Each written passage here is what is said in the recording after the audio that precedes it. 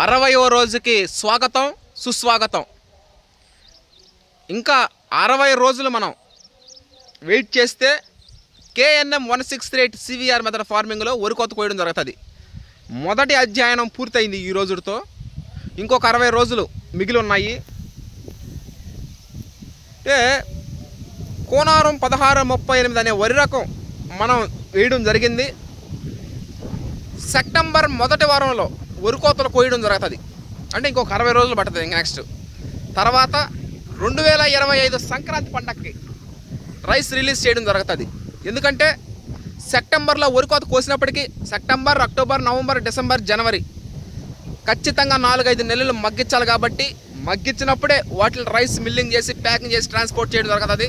ఇవన్నీ చూసుకున్నట్లయితే మనకి సంక్రాంతి పండగకి వచ్చే సంవత్సరం 2025 సంక్రాంతి పండగకి రైస్ రిలీజ్ చేయడం జరుగుతుంది Harshad Vihar team. Okay, thank you.